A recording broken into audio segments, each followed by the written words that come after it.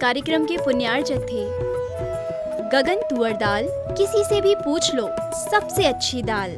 11 लाख संतुष्ट परिवार। स्वर्गीय श्री नागराज सगरी स्मरणार्थ Chinnas residency 32, Seshadri road, Ananda Rao circle, Bengaluru. Shrimati Shobha Nagaraj Sagari, Bengaluru. पुत्री सौभाग्यवती रेखा मोहन कुमार वड़कुद्रे, दामाद श्री मोहन कुमार वड़कुद्रे, पौत्री कुमारी निकिता मोहन कुमार वड़कुद्रे, पौत्री कुमारी रचिता मोहन कुमार वड़कुद्रे, कोल्हापुर। पुत्री सौभाग्यवती प्रतिभा सदन, दामाद श्री सदन कुमार, पौत्री अर्घ्या सदन, पौत्र आगम सदन, बेंगलुरु। पुत्री सौभाग्यवती सची देवी, दामाद श्री रवि कड़बी, पौत्र माहिन रवि कड़बी, पौत्री मनस्वी रवि कड़बी, बेंगलुरु।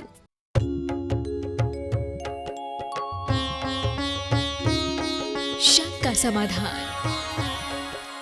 बोलिए देवाधिदेव 1008 मूल नायक श्री मुनि सुवतनाथ भगवान की जय जय जय। बोलिए प्रातः स्मरणीय संत शिरोमणि परम पूज्य 108 आचार्य गुरुवर विद्यासागर जी महामुनिराज की जय जय जय। बोलिए गुणायतन प्रणीता, शंका समाधान प्रवर्तक, भावना योग प्रवर्तक, प्रखर वक्ता, परम पूज्य 108 मुनिवर श्री प्रमाण सागर जी मुनिराज की जय जय जय। बोलिए परम पूज्य 108 मुनिवर श्री अरह सागर जी मुनिराज की जय जय जय। प्रिय दर्शकों, जिनवाणी चैनल एवं प्रामाणिक ऐप के माध्यम से प्रसारित होने वाले आज के शंका समाधान के कार्यक्रम से जुड़े देश एवं विदेश के सभी दर्शकों, श्रोताओं एवं श्रद्धालुओं का मैं हार्दिक अभिनंदन करता हूं। मैं आपको लिए चलूं शंका समाधान की ओर। इसके पूर्व रोज की तरह हम लोग पूज्य गुरुदेव के चरण कमलों में सामूहिक रूप से त्रिवार नमोस्तु निवेदित करते हुए उनके मंगल में आशीर्वाद से अपने को अभिषेक करके साथ करेंगे। तो हाथ जोड़िए, मस्तक झुकाइए और बोले मेरे साथ, नमोस्तु गुरुदेव, नमोस्तु गुरुदेव, नमोस्तु गुरुदेव। बोलिए मुनिवर श्री प्रमाण सागर जी महाराज की, मुनिवर सागर जी महाराज की। बंधुओं, श्री अनिल जैन BSR नागपुर शिरोमणि संरक्षक गुणायतन, इन्होंने 11,000 रुपया देवोदय गौशाले के लिए दिया है। हम आपके उदारता का बहुत बहुत सम्मान करते हैं गुरुदेव। अब मैं लिए चलता हूँ अपने दर्शकों को शंका समाधान की ओर। और प्रथम प्रश्न गुरुदेव, काव्या जैन प्रतिभा स्थली की 5वीं की छात्रा हैं, पूछ रही हैं गुरुदेव, मेरा प्रश्न यह है कि खेल खेल में मारने वाले खेलने में पाप लगता है, तो क्या गुरुदेव खेल खेल में धर्म कार्य करने में पुण्य लगता है? देखिए, खेल खेल में भी अगर कोई मारने वाली क्रिया करते हैं, हिंसा की क्रिया करते हैं, तो पाप तो लगेगा। बहुत अच्छा सवाल किया है कि खेल खेल में यदि हम कोई धर्म का कार्य करेंगे तो पुण्य मिलेगा निश्चित, पर उतना ही पुण्य मिलेगा जितना खेल में लगता है। इसलिए धर्म का कार्य जब भी अवसर मिले करने का भाव रखना चाहिए।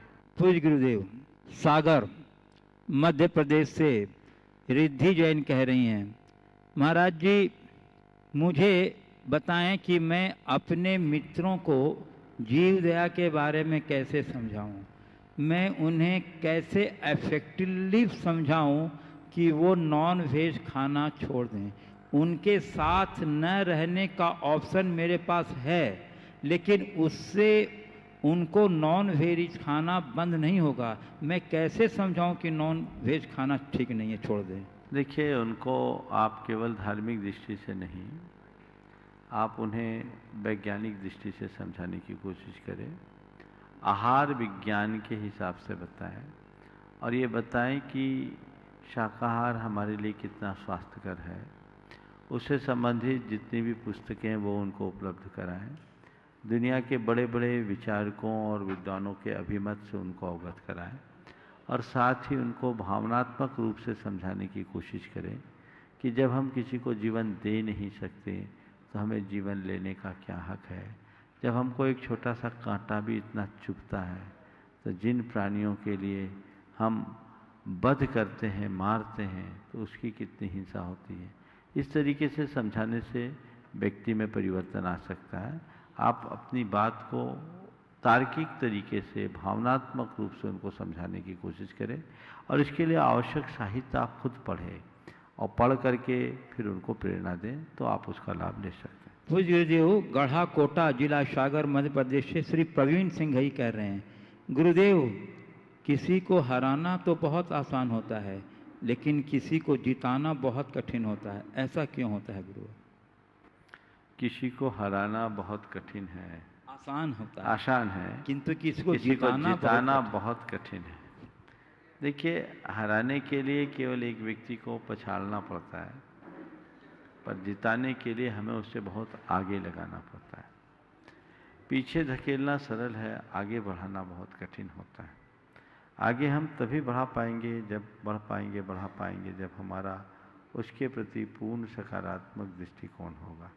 आज लोगों के अंदर ऐसी सकारात्मकता कम होती है, इसलिए लोगों को आगे नहीं बढ़ा पाते हैं।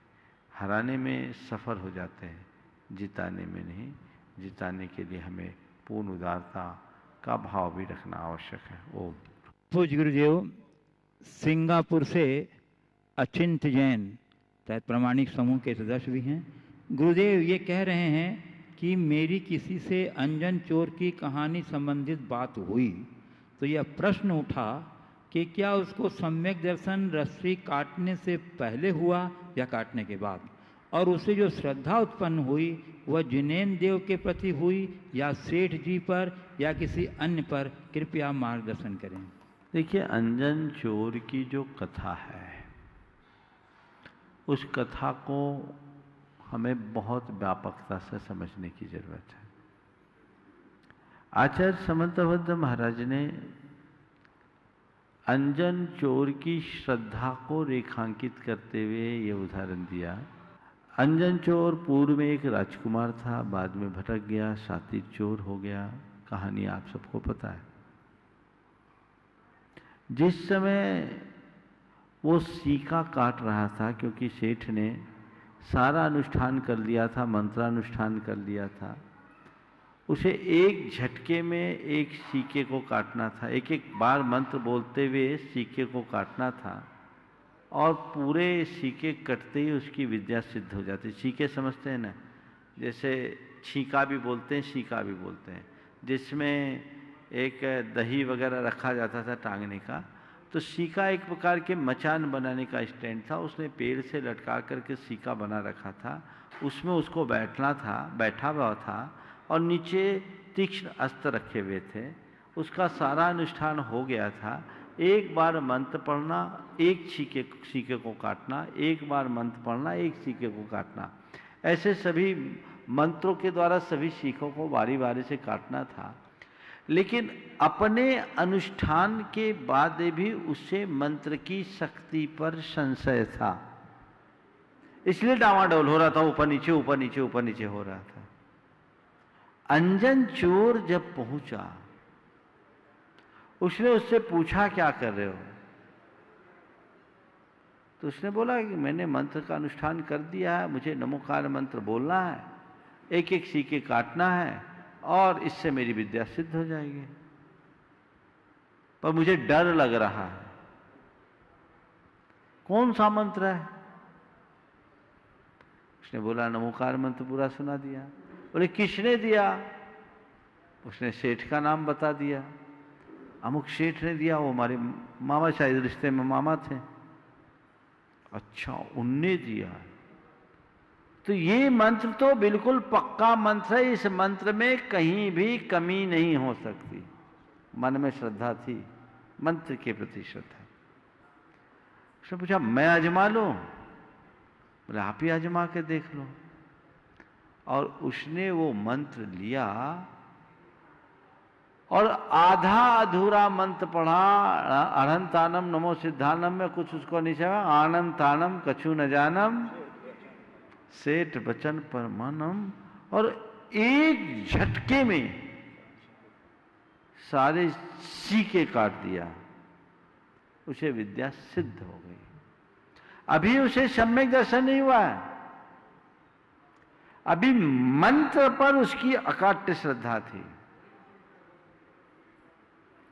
सम्यक दर्शन तो आगे चलकर जब गुरु चरणों में पहुंचा तब हुआ। इसलिए ये उदाहरण जो है इस पूरे कथा के प्रसंग में हमें इस उदाहरण को उनकी श्रद्धा की अडिगता को ध्यान में रख करके समझना चाहिए।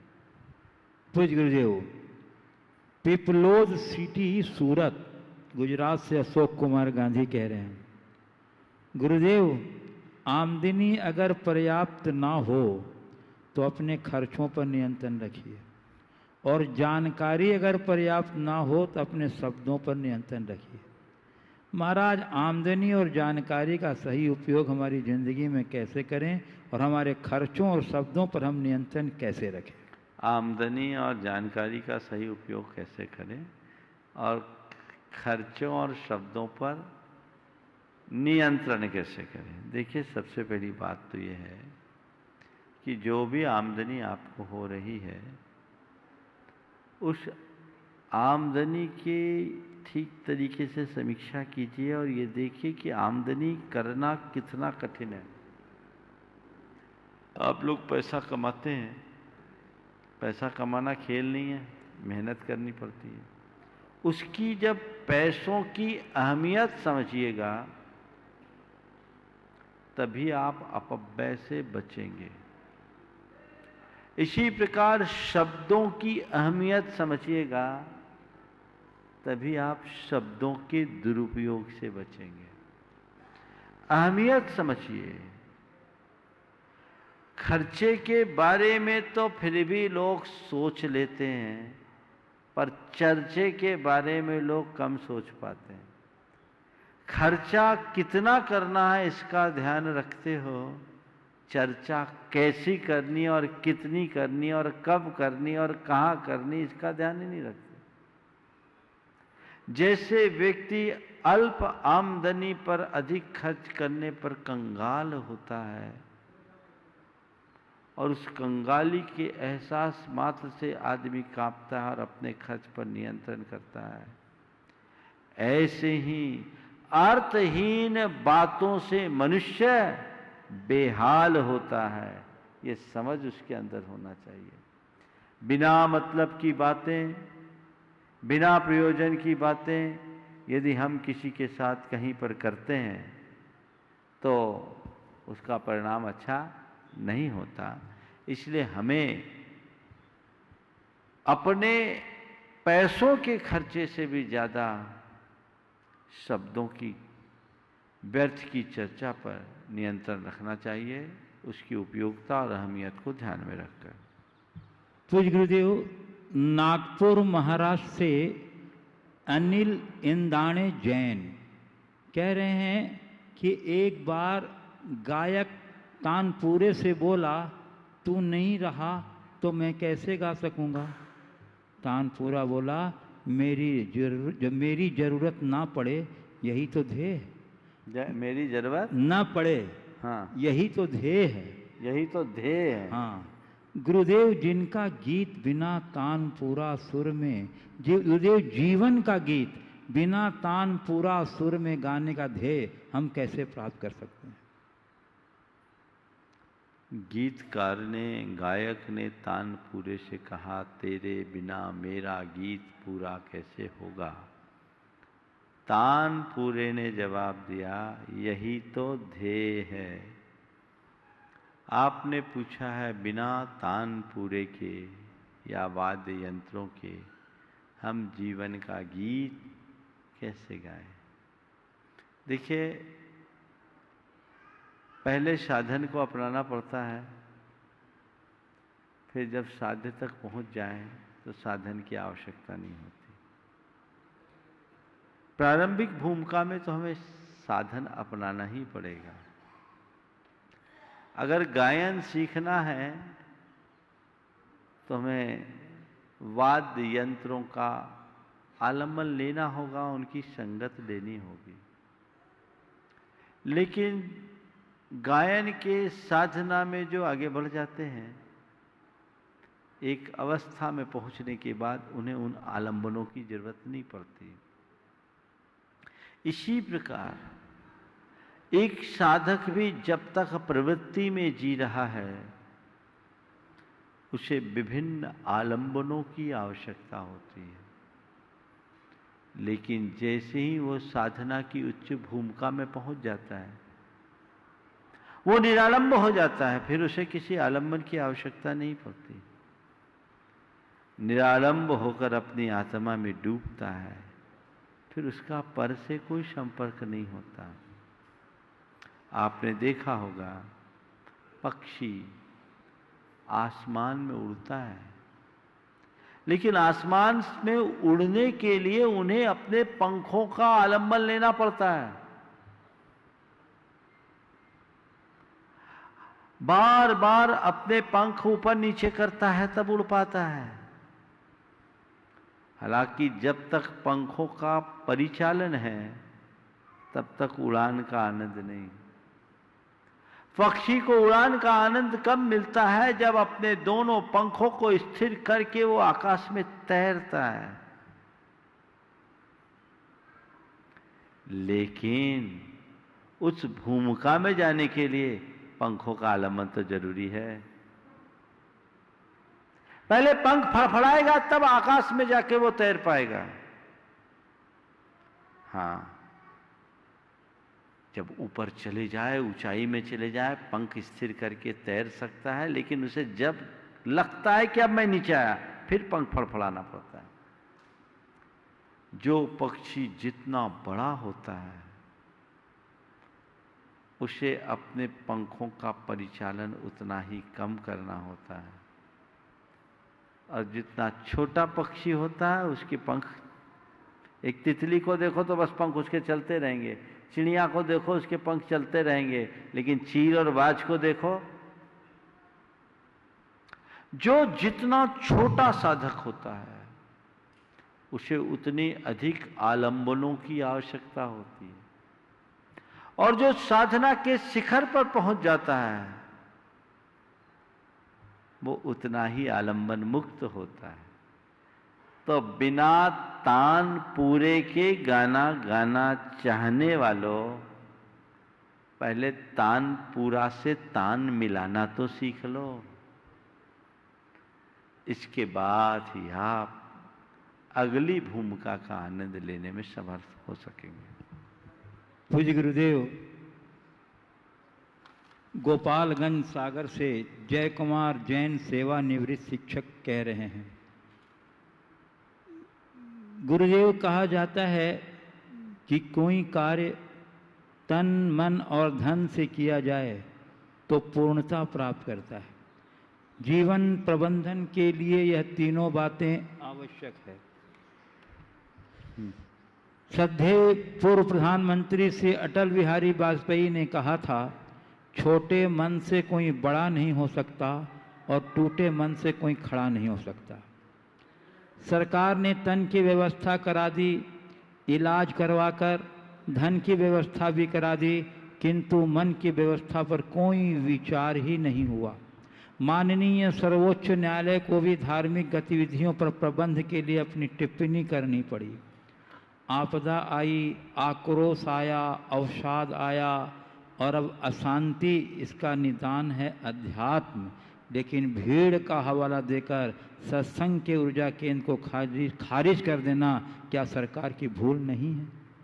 देखिए, सत्संग की व्यवस्था को खारिज करना सरकार की भूल नहीं, ये एक एहतियाती कदम है। पर आध्यात्मिक होने के लिए कोई ज़रूरी नहीं है कि हम पूर्ववत सत्संग करें। सत्संग भी तो आज लोग टेक्नोलॉजी के माध्यम से कर ही रहे हैं ना। और सत्संग तो अंतरंग से है, अंतर में हम जुड़ करके कर सकते हैं। अंदर की वेवलेंथ मिल जाए तो सत्संग है। हमने वर्षों जो सत्संग पाया है, किया है, उससे जो सीखा उसे अपनाए। ऐसी महामारी के समय में सार्वजनिक रूप से सत्संग करना कतई उचित नहीं है। सरकार ने इस पर प्रतिबंध किया है तो बात की बात है। सच्चे अर्थों में तो साधु संतों ने खुद नहीं इसे प्रतिबंधित किया, उन्हें खुद नहीं करना चाहिए, न वो करेंगे। इस तरह से आज विभिन्न चैनलों के माध्यम से लोगों को पूरे दिन विभिन्न प्रकार के सत्संग मिल रहे हैं। आप उसका लाभ लीजिए और अपने मन को मोटिवेट कीजिए ताकि जीवन में एक आध्यात्मिक भावना जागृत हो और इन परिस्थितियों में अपने आप को स्थिर और मजबूत बना सके। पूज्य गुरुदेव, हॉस्टन टेक्सास से कीर्ति जैन ने एक प्रश्न भेजा है, परंतु गुरुदेव वह प्रश्न अंग्रेजी भाषा में है। यदि पढ़ लो, अमेरिका से आया है। जी गुरुदेव, I am finding it very challenging to explain my religion and my Jain belief system to my American friends. Some of them are not even believe in what I say due to their ignorance. How I can logically explain Jainism to my American friends so that they can get the benefits and find the purpose in their life? प्रश्नकार का भाव ये है, वो America में रहते हैं, कि मैं अपने अमेरिकी मित्रों को जैन विश्वास और जैन आचार के बारे में प्रभावशाली तरीके से नहीं बता पाता। आप ऐसा कोई रास्ता मुझे बताइए जिससे मैं उन्हें तार्किक तरीके से जैन धर्म के मर्म को बता सकूं और वे लोग इसका लाभ उठा सकें। ये इनके प्रश्न का सार है।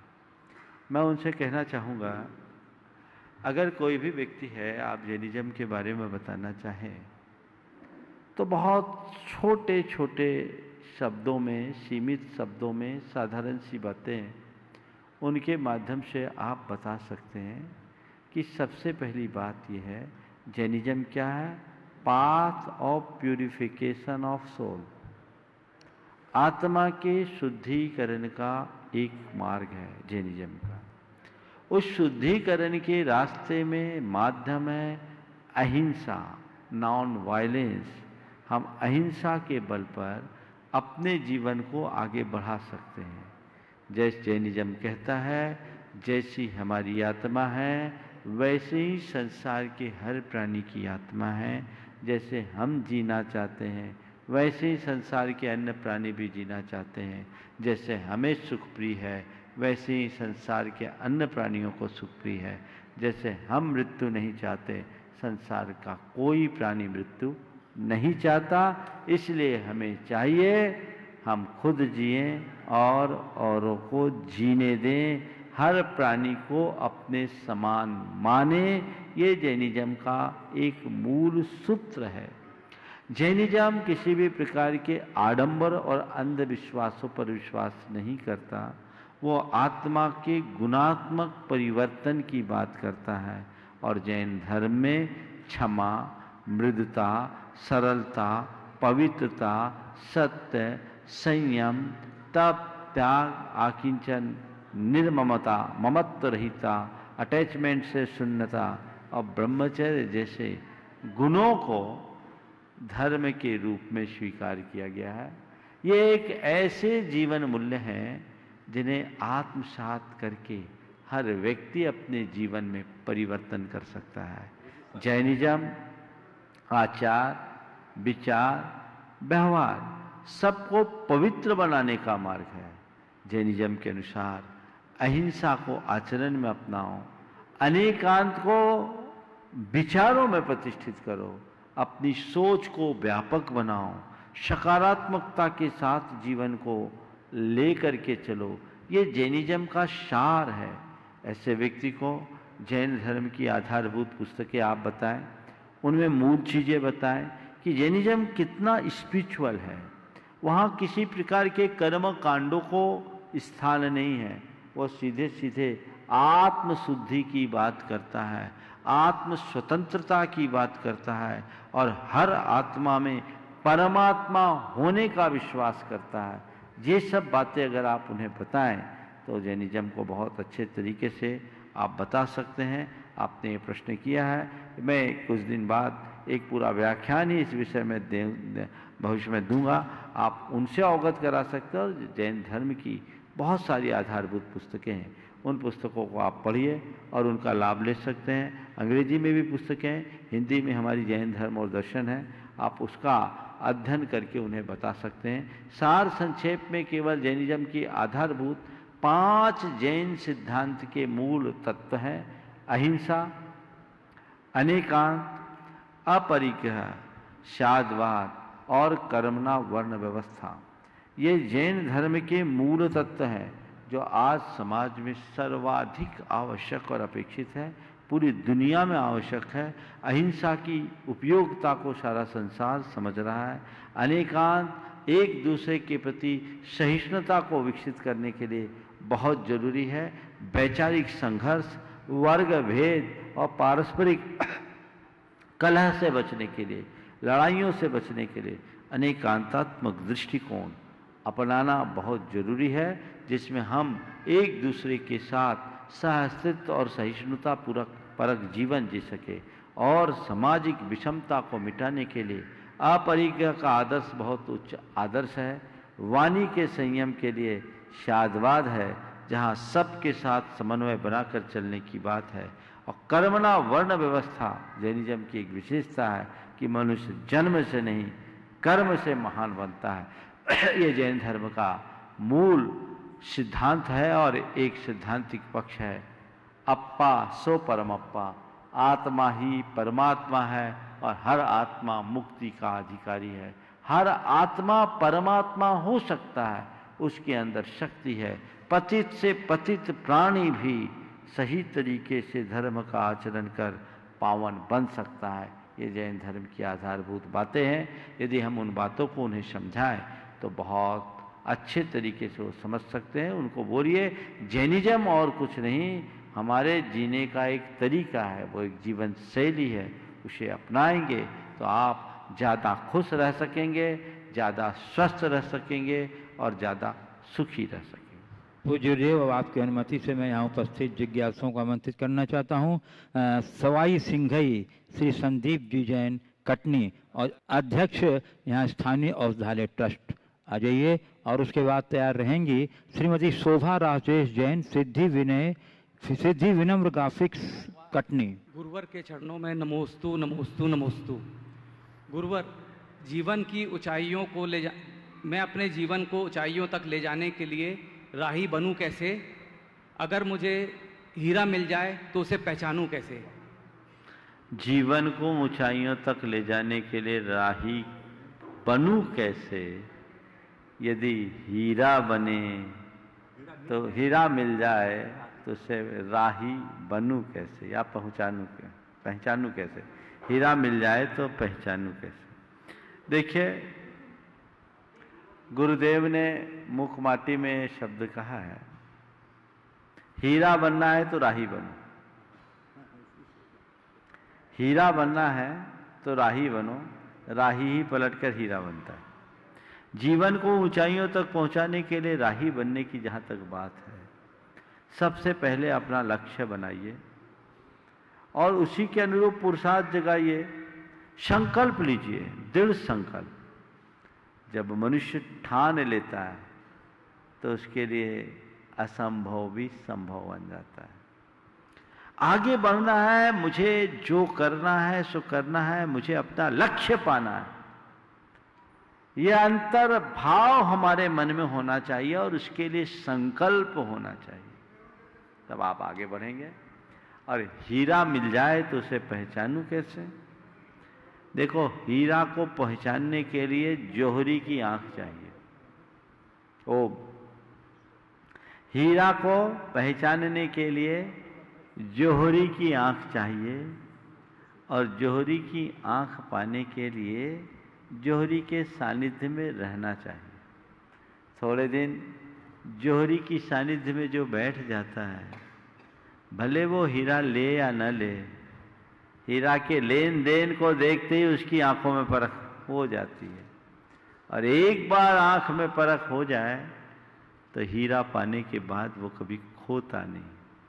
तो बस हीरा पाना है तो गुरुदेव के शब्दों को ही मैं थोड़ा पलट कर बोलता हूँ। उन्होंने कहा हीरा पाना है तो राही बनो, और मैं कहता हूँ हीरा पाना है तो राही के पीछे लगो, तो राही बनोगे, फिर हीरा भी मिलेगा। श्रीमती शोभा राजेश जैन सिद्धि विनम्र ग्राफिक्स कटनी और उसके बाद तैयार रहेंगी श्रीमती श्वेता मनीष जैन कटनी। गुरुवर के चरणों में मेरा और मेरे परिवार की ओर से त्रैवान नमोस्तु नमोस्तु।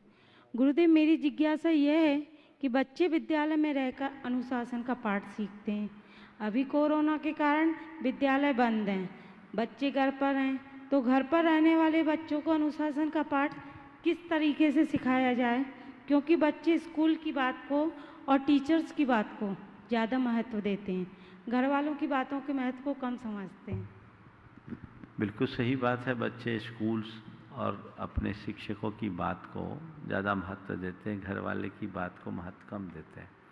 लेकिन घर वाले भी यदि थोड़ा तरीके से बच्चों के साथ व्यवहार करने लगे तो बच्चे उनकी बात को भी महत्व देने लगेंगे। मैं तो कहता हूँ अभी जब तक विद्यालय खुलने की स्थिति नहीं है तब तक अभिभावकों को चाहिए कि वे बच्चों के अभिभावक होने के साथ साथ कुछ देर के लिए शिक्षक बन जाए, और जब आप में उनको एक शिक्षक की छवि दिखने लगेगी तो आपकी बात प्रभावशाली तरीके से वो मानने लगेंगे। अब मुश्किल ये है कि आप माँ हो तो माँ ही बनी रहती हो। जिस समय आप बच्चों को पढ़ाओ तो एक शिक्षक बनो और उसे इस बात का एहसास कराओ, तो बच्चों में वह सब चीज़ें आएगी जिनका हम उनमें दर्शन करना चाहते हैं, जिसकी हम अपेक्षा रखते हैं। तो हमें अपनी भूमिका बदलनी होगी, क्योंकि विद्यालय कब खुलेंगे कुछ कहा नहीं जा सकता। तो ऐसे समय में बच्चों को केवल ऑनलाइन पढ़ाई के भरोसे छोड़ना मेरी दृष्टि में ठीक नहीं है। माता पिता को थोड़ी जिम्मेदारी निभानी चाहिए, घर के बड़े जनों को उस पर थोड़ा ध्यान देना चाहिए और बच्चों के साथ बड़ा सौहार्दपूर्ण संबंध बनाते हुए उन्हें पढ़ाना चाहिए। श्रीमती श्वेता मनीष जैन कटनी, उसके बाद तैयार रहेंगी श्रीमती रीता जैन कटनी। गुरुवर के चरणों में सादर नमोस्तु। महाराज जी, यह प्रश्न पूज्य 105 अकंपमती माता जी का है। नमोस्तु पूर्वक इस प्रश्न का समाधान कीजिए। नमोस्तु नमोस्तु नमोस्तु। महाराज, आजकल व्यापार और नौकरी वाले सभी कड़की के माहौल से गुजर रहे हैं, अतः युवा पीढ़ी शेयर बाजार की ओर दौड़ रही है। धर्म और नैतिकता का दृष्टि से क्या उचित है? देखिए, शेयर बाजार के संदर्भ में बहुत ही व्यापकता से समझने की आवश्यकता है। सबसे पहली बात तो शेयर बाजार को व्यवसाय के रूप में देखना कतई उचित नहीं है। शेयर बाजार एक प्रकार का निवेश है और निवेश उन्हें ही करना चाहिए जिनके पास पर्याप्त पैसे हों, सरप्लस। आपके पास अपने व्यापार और कारोबार के लिए पैसे नहीं हैं और आपने वो पैसा सब शेयर में निवेश कर दिया और कहीं किसी गलत कंपनी के चक्कर में फंस गए तो पूरा का पूरा फट्टा साफ होगा, बंटाधार होगा। शेयर बाजार कहाँ तक स्वीकार्य है और कहाँ अस्वीकार्य है, इसे थोड़ा आप समझिए। जो लोग शेयर बाजार के नाम पर सट्टाबाजी करते हैं, फ्यूचर फाटका करते हैं, वो घोर अनर्थ करते हैं, अधर्म करते हैं। वे कभी स्थायी प्रगति नहीं कर सकेंगे। शेयर बाजार का निषेध मैं नहीं करता यदि वो एक सीमा तक निवेश में सीमित रहे। शेयर बाजार में आप तभी पैसे लगाओ जब आपके पास पैसा सरप्लस हो, और जिस किसी भी कंपनी में आप निवेश मत करो। सबसे पहले ये देखो कि जिस कंपनी में आप निवेश करना चाह रहे हो उसका उत्पाद क्या है, वो कंपनी बनाती क्या है। अगर उसके प्रोडक्ट में कहीं से भी हिंसा है तो उस कंपनी का एक भी शेयर मत लो, क्योंकि उसकी कमाई का अंश आपके पास जाएगा, यानी आप पाप के भागीदार होंगे। बिल्कुल निर्वध काम करने वाली, यानी जिसमें त्रसजीवों की सीधी हिंसा ना हो, ऐसी कंपनियों में आप निवेश करना चाहो तो करो, लेकिन उसमें भी जिस किसी कंपनी में नहीं। उसी कंपनी में, जिस कंपनी में निवेश करना चाहते हो उसके 10 साल का रिकॉर्ड देखो। जो कंपनी 10 साल से ऊपर चल रही है ना, उसमें हिस्सेदार बनना। डूबते जहाज पर सवार मत होना।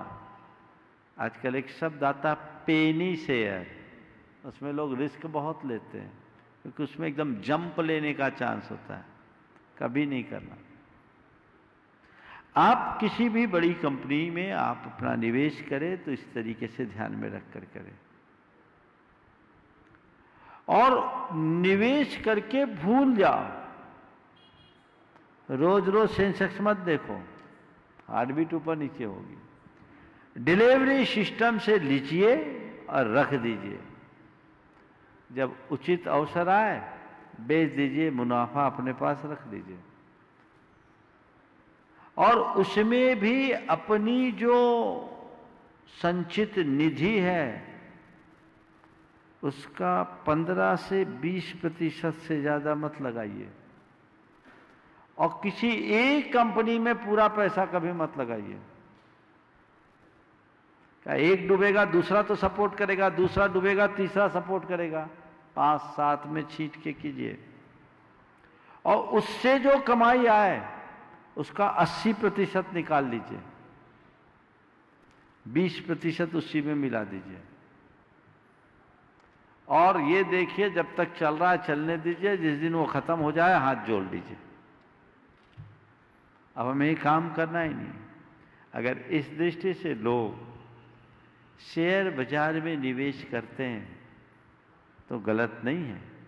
बहुत सारे लोगों का रुझान अभी शेयर बाजार में हुआ। अभी एक सज्जन ने मुझसे कहा, महाराज जी अभी अभी लॉकडाउन के टाइम लाखों डीमैट अकाउंट खुले हैं, पर ये उधर उधर की खबरों के आधार पर, सट्टाबाजों के आधार पर, लोगों के एक दूसरे के कहने पर जो लोग करते हैं, चारों खाने चित्त होते हैं। अपने अध्ययन, अपने अनुभव के आधार पर करना चाहिए। एक समय तक मैं शेयर बाजार का सिरे से विरोध करता था, लेकिन जब मुझे इसके विषय में कुछ लोगों ने बताया कि महाराज जी व्यापार के लिए निवेश की दृष्टि से व्यक्ति एक सुरक्षात्मक तरीके से करता है तो इसमें अच्छी संभावनाएं दिखती है, तब मेरी थोड़ी धारणा बदली। लेकिन ये धंधा बना करके करोगे तो मिटोगे, इन्वेस्टमेंट पर्पस से करोगे तो वो भी कम लालच के साथ तो कुछ बच सकते हो। बाकी हमेशा ध्यान रखना, शॉर्ट टर्म में जो भी गेन होता है वो एक झटके में साफ हो जाता है। समझ गए? जो रोज रोज शेयर बाजार का काम करते हैं ना, उनकी स्थिति ऐसी होती है। मैं एक वाक्य में इसकी अक्सर व्याख्या करता हूं, जिस धंधे में माल खरीदने के बाद दाम घट जाए और बेच देने के बाद बढ़ जाए उसका नाम शेयर बाजार है। खरीदने के बाद दाम घटे और बेचने के बाद बढ़े तो खरीदने में भी रुलाए और बेचने में भी रुलाए। और टोपी पहनाने का काम तो बंदर वाली कहानी में कई बार सुना चुका हूं, कैसे चढ़ाते चढ़ाते चढ़ाते ऑपरेटर लोग गेम खेलते हैं और सबका फट्टा साफ कर देते हैं। तो जिस पर ऑपरेटर्स का नियंत्रण है उसमें कभी हाथ मत डालना। अच्छी कंपनियों का, मेरे संपर्क में एक सज्जन है, उन्होंने बोला और उसके कारण मेरी धारणा बदली। 1985 में उन्होंने कुछ पैसा अर्न किया और लगभग 7 करोड़ रुपया उनके पास था। 85 की बात। उसमें से थोड़ा सा हिस्सा उनने कुछ शेयर में लगाया था बिल गेट्स के। वो व्यक्ति बहुत पारखी थे। बोला मैं प्लेन में था, एक पत्रिका मेरे हाथ में आई और उसमें बिल गेट्स की तस्वीर छपी थी। मैंने उसकी तस्वीर को गौर से देखा तो मुझे लगा ये आदमी ईमानदार है, प्रतिभावान है, आगे बढ़ने वाला है, इसकी कंपनी में निवेश करा जा सकता है। मैंने अपने दलाल को फ़ोन किया, पूछा कि भाई हमारे जो शेयर थे उनका क्या है? बोले उनके दाम बढ़ गए, बेच दूं? बोले बेचो नहीं, पूरे पैसे के खरीद लो। मेरे पास उस समय जो सरप्लस पैसा था मैंने सब पैसा उसमें लगा दिया और महाराज मैंने भुला दिया उसको। 1985 में उन्होंने जो शेयर खरीदे थे, बोले उस समय वो 26 रुपये के शेयर थे, और 2017 में जब उन्होंने मुझे बताया तो बोला आज उसकी 1026 रुपये की लागत। बोले ये ग्रोथ है। पर ये सब कब, जब लोगों में अच्छा पेशेंस हो, देख कर चले, तब उन्हीं ने बताया कि महाराज जी 10 साल का रिकॉर्ड देखना चाहिए आदमी को, किसी भी कंपनी में लगाना है, कमाने वाली कंपनी है, ठीक है, व्यापार में नुकसान तो किसी किसी को खुद के में भी हो जाता है, ये एक संयोग है, लेकिन स्थिरता पूर्वक जब काम करे तो बहुत अच्छी ग्रोथ मिलती है, रिटर्न मिलती है। तो मुझे लगा कि इसमें बहुत गंभीरता से सोचना चाहिए, इसलिए शेयर बाजार को सिरे से गलत कहना भी ठीक नहीं, पर आंख मूंद कर इसमें लगने से खतरनाक और कुछ नहीं है। ज़्यादातर लोग बर्बाद होते हैं, एक दूसरे की खबरों और चर्चाओं के आधार पर लोग निवेश कर देते हैं, एक दूसरे की देखा देखी में कर देते हैं, शॉर्ट टर्म में अर्न करना चाहते हैं, तो उनका पूरा बंटाधार हो जाता है, फट्टा साफ होता है। इसलिए हमेशा मेहनत करके कमाने की बात सोचनी चाहिए और व्यापकता से समझकर आगे बढ़ना चाहिए। श्रीमती रीता जैन कटनी से तैयार रहेंगे। मिठाई लाल जैन, परिधान परिवार कटनी। मुनिद्वय के चरणों में बारंबार नमोस्तु। मुनिश्री, मेरा प्रश्न यह है कि मृत्यु के समय सबसे बड़ा मित्र कौन है जो हमें मृत्यु के भय से उबारते हुए मृत्यु को महोत्सव में परिणत कर दे, और ऐसे मित्र की तलाश हम कब और कहाँ से करें, या ये अनायास ही मिल जाते हैं? मृत्यु के समय हमारा सबसे बड़ा मित्र हमारा धर्म है, और इसकी तलाश हमें हर पल करनी चाहिए, हर पल इसका साथ रखना चाहिए। यदि मनुष्य के हृदय में धर्म हो या ज्ञान हो तो मृत्यु के घड़ी में भी उसके मन में मृत्यु का आतंक नहीं होगा, अपितु वो अपनी मृत्यु को मृत्यु महोत्सव में परिवर्तित करने में समर्थ हो जाए। श्री मिठाई लाल जी जैन, परिधान परिवार कटनी से तैयार रहेंगे। श्री विवेक जैन कटनी। हे गुरुवर, परिधान परिवार वालों की तरफ से नमोस्तु नमोस्तु नमोस्तु। हे गुरुवर, मानव जीवन सरल भी है और जटिल भी है। इसकी सरलता का आभास कैसे हो ताकि इसकी जटिलताओं से बचा जा सके? मानव जीवन सरल भी है, जटिल भी है, इसकी सरलता का आभास कैसे हो कि जटिलता से बची जा सके। देखो, सरलता को न समझने के कारण ही तो जटिलता, और यही सबसे बड़ी जटिलता है। मनुष्य अपने अहंकार को छोड़ दे, पल में जीवन सरल हो, और जीवन के सरल होते सब प्रकार की जटिलता दूर हो। श्री विवेक जैन कटनी से तैयार रहेंगे। गुणायतन के शिरोमणि संरक्षक श्री आशीष जी जैन, दिल्ली। गुरुदेव के चरणों में बारंबार मेरे परिवार और मेरी तरफ से बारंबार नमोस्तु नमोस्तु नमोस्तु। गुरुदेव, मेरा कुछ प्रश्न यह है कि हमारे आहार, विचार और वाणी, हमारी सोच से परस्पर क्या संबंध है? क्या आहार, विचार और वाणी का हमारी सोच की सकारात्मकता और नकारात्मकता से कोई संबंध है? आहार, विचार और वाणी का हमारी सोच की सकारात्मकता और नकारात्मकता से संबंध पूछा है। विचार और सोच में तो कोई अंतर है नहीं। आहार और वाणी का हमारे विचारों से गहरा संबंध है। हम लोगों ने बचपन से ही सुना है, जैसा खावे अन्न वैसा होए मन, और जैसी पीवे पानी वैसी होए पानी। इसलिए हमेशा सात्विक आहार करना चाहिए। श्री आशीष जी डेहरी, गुणायतन शिरोमणि संरक्षक, और उसके बाद तैयार रहेंगे श्री सुधीर जैन कटनी। गुरुदेव के चरणों में मेरे और मेरे परिवार की तरफ से नमोस्तु नमोस्तु नमोस्तु। गुरुवर, ये लाइन कही जाती है, सबसे बड़ा रोग क्या कहेंगे लोग। इसके ऊपर कुछ बताइए गुरुजी, ये लाइन क्या है? सबसे बड़ा रोग क्या कहेंगे लोग, कुछ समाधान कीजिए। ये कई बार सवाल आया है, एक लाइन में कहता हूँ, क्या कहेंगे लोग ये आज का फैशन है, और क्या कहेंगे प्रभु ये हमारा धर्म है। समझ गए? फैशन हुए या लोग क्या कहेंगे? अरे धर्म क्या कहे, प्रभु क्या कहेंगे ये बोलो। पाप करते समय लोग अगर ये सोचे तो पाप से बच सकते हैं। पर लोग प्राय अच्छे कार्यों में ही सोचते क्या कहेंगे लोग। हकीकत में मनुष्य को स्वयं की कसौटी खुद को बनाना चाहिए, दूसरों को नहीं।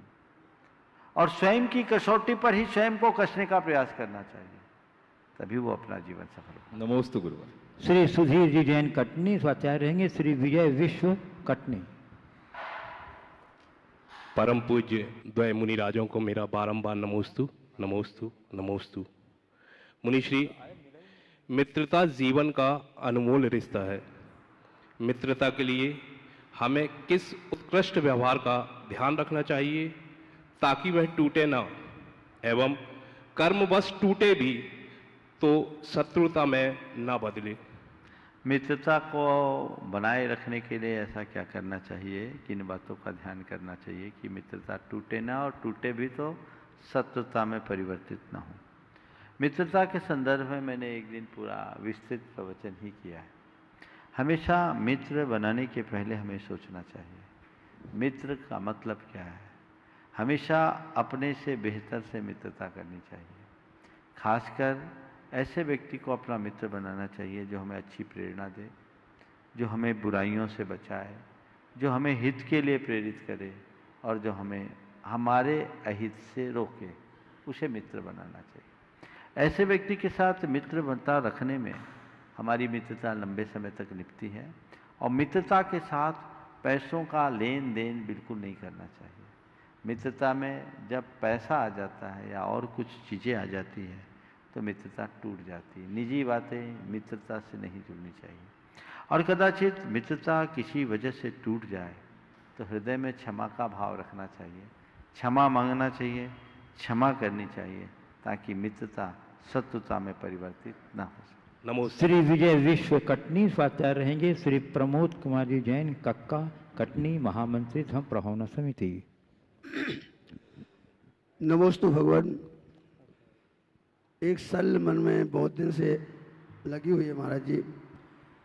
मुंसुपतनाथ जनालय में 8 साल से शांति विधान करता आ रहा हूँ और उस मंदिर में शुरू से ही संगीत से पूरा कार्यक्रम होता है।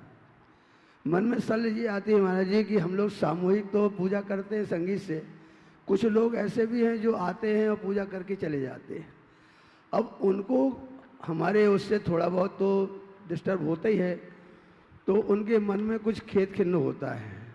तो क्या वो उनकी जो उनके अच्छा लगता है वो तो दुआएं देते हैं, और जिनको थोड़ा सा परेशानी होती है तो वो बद्दुआएं भी देते होंगे, मेरे को ऐसा लगता है अपने मन में। तो क्या उनकी बद्दुआएं मेरे जीवन में परेशानी लाएंगी क्या? देखिए, ऐसा है, इन बातों को बिल्कुल ध्यान में मत रखो, क्योंकि आप प्रारंभ से वहाँ सामूहिक रूप से पूजन संपन्न कर रहे हैं और सामूहिक पूजा में संगीत का पुट है, तो ये तो घोषित है, अघोषित सिद्ध है। तो इसमें उस समय उन्हीं लोगों को आना चाहिए जिन्हें सामूहिक पूजा में रस हो या सामूहिक पूजा से व्यवधान महसूस ना हो। जिन्हें अगर व्यवधान महसूस होता है तो उन्हें चाहिए अपना टाइम शेड्यूल बदल दे। 2-4 लोगों के पीछे समूह का नुकसान नहीं होना चाहिए। हित किसका है? समूह का है। ऐसे लोगों को बद्दुआएं देना उचित नहीं, और जो बद्दुआ दे रहे वो अपना पाप बांध रहे। समझ गए? अच्छा कर्म करने वाला अपना कर्म करता है, पर उस व्यक्ति की निंदा करने वाले अपने लिए नए कर्म बांधते हैं। हमें उनकी परवाह नहीं करनी चाहिए। हाँ, जहाँ समूह में लोग करते हैं और सामूहिक व्यवस्था नहीं है, अलग अलग अपना लोग करते हैं, वहाँ अगर हम शुरुआत करें नहीं कहीं भी जगह पर, तो वहाँ ऐसी शुरुआत न करें जिससे लोगों को व्यवधान हो। लोग अपने समय से करें। जिनको ऐसे भी होते हैं, एकल में भी बहुत गा बजा के उच्च स्वर में पूजा करने में आनंद आता है, तो वो जिसमें आनंद आए वैसे ही करें, लेकिन थोड़ा समय का ध्यान रखते हुए करें। मैं एक स्थान पर था, एक सज्जन बहुत मधुरता से पूजा करते थे, गोटे गांव की बात बता रहा हूं, और वो प्रायः सप्ताह में एकाध पूजा अपनी बना लेते थे। बड़े भावपूर्ण लयात्मक पूजा। और कब आते मंदिर? 10 बजे। प्रायः जब मैं आहार करके लौटता तो उनकी पूजा चलते रहती, और इतनी लय में पूजा करते अकेले कि कई बार मैं लोगों को चुप करके उनकी पूजा सुनता, आनंद आता। एक बमोरिया जी थे, अब वो 10 बजे के करीब आते और उनकी पूजा करीब करीब 11:30 बजे खत्म होती, उसके बाद मुंह में पानी डालते। मैंने एक दिन पूछा, भैया आप इतने लेट पूजा करने क्यों आते? बोले महाराज हम अपने और भगवान के बीच में कोई व्यवधान नहीं चाहते। आज सवेरे से भगवान बिजी रहते हैं और हमें महाराज गा बजा के पूजा करने में आनंद आता है, तो हम फिर उसी तरीके से अपनी पूजा करते हैं। तो ये भी एक सोच है, समझ गए? तो ऐसी सोच के साथ यदि पूजा करी जाए, आपको गा करके आनंद आता है तो कहीं नई जगह जाओ ना, तो पूछ लो मंदिर की पूजा, मंदिर कब खाली होता है तब करो। और जहाँ सामूहिक व्यवस्था वहाँ सामूहिक में ऐसे ही चलना चाहिए। बंधुओं, आगामी पर्वराज परीक्षण पर्व के पावन प्रसंग में आयोजित श्रावक संस्कार शिविर का यदि आप घर बैठे आनंद लेना चाहते हैं तो प्रमाणिक ऐप डाउनलोड करें एवं मुनि प्रमाण सागर यूट्यूब चैनल पर सब्सक्राइब करें। आपको सारी उसकी गतिविधियां और सूचनाएं आपको उपलब्ध होती रहेंगी। और श्रावक संस्कार शिविर के लिए आप प्रमाणिक ऐप के माध्यम से रजिस्ट्रेशन कराएं। रजिस्ट्रेशन का कार्यक्रम चालू है और बहुत से लोगों ने रजिस्ट्रेशन कराया भी है। 1000 से भी ऊपर की संख्या में रजिस्ट्रेशन हो चुके हैं। आप अपना व्हाट्सअप नंबर रजिस्टर कराइए और परिवार के जितने सदस्य हैं, जितना व्हाट्सअप नंबर आपके पास है, उन सब का रजिस्ट्रेशन कराइए ताकि आपको वहाँ PDF फाइल पर सारी सामग्रियाँ उपलब्ध मिल सके। प्रमोद जी कक्का। गुरुदेव के चरणों में बोले कोटि कोटि नमन। गुरुदेव आपका कंसंट्रेशन मंच के ऊपर मैं देखता हूँ अद्वितीय और अनुपम है। पूरे का पूरा मन स्थिति आपकी प्रश्न पर रहती है, लेकिन आजू बाजू भी आप उस चीज़ का उपयोग ले जाते हैं, लेकिन कंसंट्रेशन आपका हटता नहीं वहाँ से। ये एक अपने आप में ईश्वर की अनुपम देन आपके पास है, उसको भी मैं नमन करता हूँ। गुरुदेव, प्रश्न आया है मेरे पास, शहडोल से प्रभात जी का है, रायपुर में रह रहे हैं। उस दिन आपका हाइको था कि दुसंगति से बचो, सुसंगति में रहो ना रहो। उनने प्रश्न किया है कि फूल कांटों के साथ रहता है, न कभी कांटे महके हैं, फूल की बास गई है, न कभी फूल कांटे जैसा हुआ है। दोनों आपस में रहते हैं लेकिन कभी एक दूसरे का स्वभाव उन्हें नहीं लिया है, ऐसा प्रश्न उन्होंने पूछा है।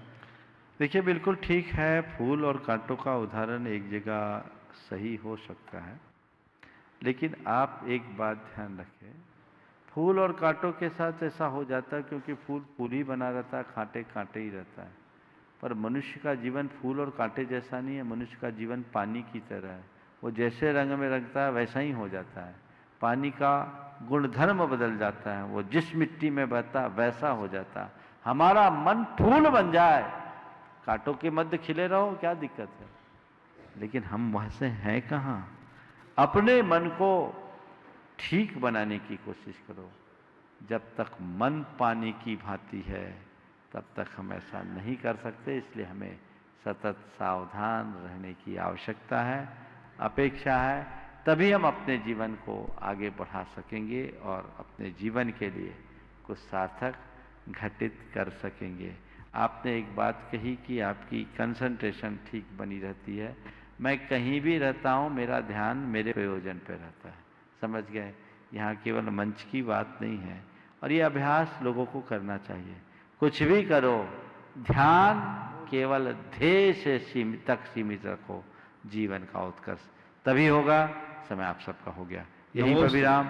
बोलिए परम पूज्य आचार्य गुरुवर श्री विद्यासागर जी महाराज। बोलिए परम पूज्य एक साथ मुनि श्री प्रमाण सागर जी महाराज की।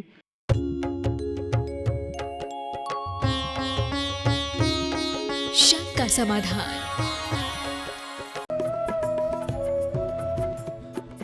इस कार्यक्रम के पुण्यार्जक हैं गगन तुअरदाल, किसी से भी पूछ लो सबसे अच्छी दाल।